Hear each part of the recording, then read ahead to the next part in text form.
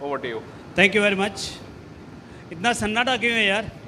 Let's clap for yourself because you are all passionate listeners sitting since morning, hearing security, security, security, and all.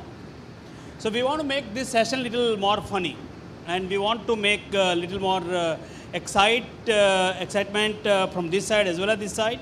So you feel free to raise hand and ask a question. Sure, I don't have any prize to give for every question you are going to ask me. So all I can give you the best lunch post my session if these people allow. So better I'll stand and I can go one after one to you. So when we talk about security, I think in earlier days we were thinking about security means what? We used to have a door and we used to put a lock. Later then it started and it moved from firewalls, then antivirus. We were restricted to that.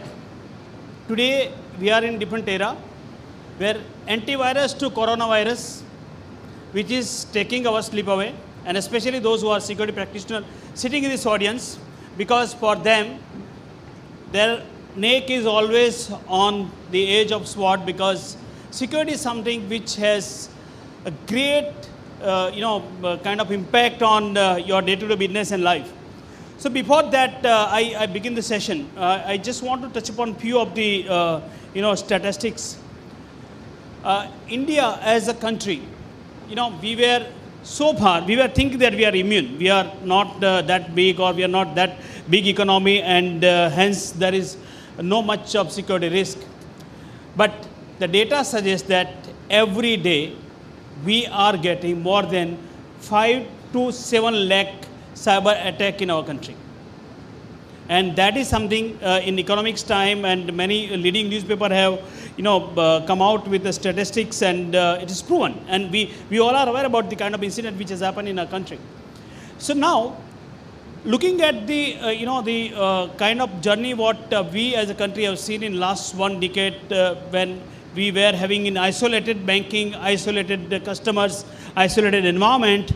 From there is a complete digital disruption, digital transformation, which has brought everybody together. There's a new term coined few years back. There's a global village, that every country is connected with the United Nations. Something similar has happened in technology as well, that we are in a global village where the threat and benefit of having together are going hand in hand. So let me start with Sundar. So as I say, that digital disruption, when we talk about digital disruption, that every time there is a push from business, ready to market, go to the market strategy, you have very short days. In between, what is the biggest challenge? You all three as practitioners, and let the audience also be part of that. You have to ensure security, you have to ensure risk, but at the same time, without impacting or diluting these two factors, you have to run the business, because since there's a business, there's a risk. It cannot be other way around, right? So please tell me how you are managing in your day-to-day environment. Yeah, it has to be frictionless security. Oh, great. So again, the risks are emerging. Again, it's going up very heightened amount of risk. So it's like catching up. It's like T20, T5, that kind of a scenario where you'll have to score also well, quality also has to be better. So the risks are going up, the values are going up, the crown jewels that you have to protect, their values are going up, and it has to be easy also, frictionless. So, I mean, if you would have heard Bangalore Airport now is removing everything. You just have to walk out. They will recognize your face, and then you start going. No, You're just walking. Just walking. So that's what they are working on now. So straight away you are identified. Your face is identified. Your map, you've seen. Your ticket is mapped, and then you are in. So you don't have all those kinds of checking in, checking So out. there's a beautiful business case that you're just walking and frictionless, check-in and everything. So we experimented this in our own business, which was very rudimentary, actually about 8 years back. very rudimentary. Policies were issued in say 25 days, 30 days. From there, now we are issuing policies in 2 minutes. 2 minutes. So cash, what Mr. Ramchandran was saying, it's because of digital transformation. So what happens is, we had this problem of dead man insurance. The guy is already dead, the person is already dead, the person is insured. So then our boss thought, let's do Aadhaar biometrics. So we provided tokens to all our sales guys and connected to eKYC through Aadhaar. So he said fingerprint and so guy has a finger is definitely not dead. Therefore that fraud is mitigated. So came up with this and cashless, of course, credit card or you make a digital payment using UPI. And then straight so through. that is a beautiful use case, and I being part of the transformation of digital banking in NPCI, I have seen that how it has changed the life of people. You know, Absolutely. earlier and I'm sure many of you have stood in the queue to pay your electricity bill or to withdraw money at the ATM or the bank. All has gone. Everything is in your world. In fact, you know, in 2002 when Reliance Communication launched, there was a tagline, "Kallo Duniya Muthi Mein," and actually that's a reality today. After 18 years. You are having everything in your phone, everything in your hand, right? Absolutely. So that's a digital disruption. But when you are talking about the digital disruption, what are the flip side of that? That you have yet not spoken. So I just want to hold you for that. But in all this innovation thing or innovative thing happen, all good thing happen, right? So when the churning happen, you will get good thing and you will get bad thing as well. So what a good thing is a business case, but the bad thing I'll touch upon, and I'll come to Naga about CISO. So CISO was a person, with all due respect, because I was also a CISO for once upon a time. So that time, CISO was a person who can be found as a scapegoat if something goes wrong. Because on name of security, CISO is the only man, he is going to be killed. Time has changed. Literally time has changed and CISO has found a great place and he has strong voice. He has say that yes, this is good or this is bad. So that CISO's respect, position, power, everything has gone phenomenally high.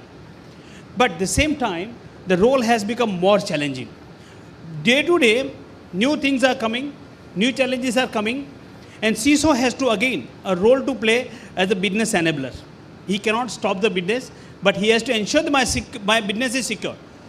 What is your challenge, Naga? And you are in one of the big bank in a country, Bank of India, and so I can understand you are dealing with urban, rural, metro, all kind of customers in your bank. What is at the end of the day you see as a challenge in your life?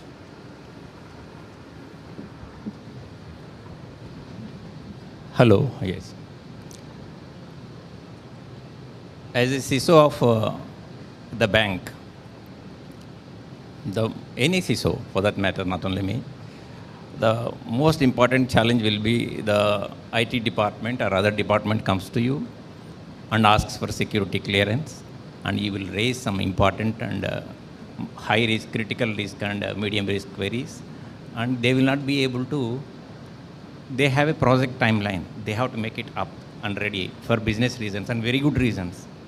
Sometimes it may be regulatorily, mandatorily required to be started, and the required security is not there, and you will not be able to give clearance. This is the most critical situation we will generally face. So the moment you say no, so you become enemy. Actually, we should not say no, but the solution of part of it is, I always encourage my people to please involve me, the CISO, since the beginning of the project. So the point what you are saying is security by design. You do not You have to be there from the beginning. So that's one of the challenges. Yes. Next. And that is one for most important thing. And see, generally as a CISO, that is a specific problem. Any CISO faces basically, this is fine. Interconnected world is the greatest danger I am looking at now. Interconnected may be an understatement. The word hyper-connected may be a correct statement today. Yes. We are all interconnected through internet. We are all interconnected. But cyber security's greatest challenge is connectivity only as of today. You are facing more risks because you are connected. And being connected is most important thing. And when it comes to hyper-connectivity, the challenges will increase like multiply. There will be a multiplier effect definitely. That is one greatest challenge any CISO faces. in the current environment. And current day challenges are mostly, as I see today, the phishing, as you all aware, is more than 90% of the security breaches on organizations as well as individuals also in the form of phishing mails or phishing SMSs. Is more than 90% breaches are happening because of phishing. It is the greatest challenge all CISOs are facing today. But unfortunately, there is no technical solution. There is no clear-cut technical solution against phishing. Only awareness. Awareness is the issue where actually lack of awareness of insiders is one of the major problems. 70% of the total actually breaches that have happened across the world are because of insiders. Out of which 70% are because of lack of awareness of insiders, not deliberate. So That's a good one. Yes, 70% of 70%, you can say 49%. 50% of the breaches that are happening across the world are happening because of lack of enough awareness among the insiders. So awareness is one of the key challenges which we have to address. When we are spending too much billions of dollars on solutions, security solutions, maybe I believe personally that the increasing awareness, maybe it has taken a backseat. We have to look into that. That is the way I'm looking at it. This is one of the challenges, lack of awareness of insiders. CISO faces this problem. So this awareness is one of the important things I look at. And number two is, of course, the ransomware attack. Actually, the number-wise, the ransomware attacks have come down, but focus-wise, they have increased. Now the ransomware attacks are happening, focusing individual institutions very focused manner and very strong way they are attacking us. So they know where the crown jewel. Sorry? They know where the treasure or crown Yes, jewels yes. are. Earlier it was not so focused. Number has come down, the focus has increased, and particularly on financial institutions. So, we are so in a you said greater about the danger. awareness. So I'll tell you, I'll share one example. And when I was in heading risk in NPCI, so I was doing some sting operation with one of the guy who called me, sir, I'm calling from SBI, your bank. And I could figure it out, this guy is calling from Jamtara. So I took that fellow in too much of trust, and I said, boss, I'm going to support you. I'm not going to do anything with you. You just tell me. You know, he said very nice thing. And I have recording, if time permit, I'll play for all of you. He said, boss, आपका कुछ गया क्या? And I was shocked. He asked me, आपका कुछ गया क्या? बोला नहीं. आपने कुछ दिया क्या मुझे? आपने नहीं दिया, तो आपका कुछ गया नहीं. Why people are not understanding? If they are not sharing anything, where we are going to make money? So that's a clear-cut answer in it. That guy is one of the top Jamtara hacker. He revealed that to me, that he was making every day more than 50 to 60 lakh rupees out of this.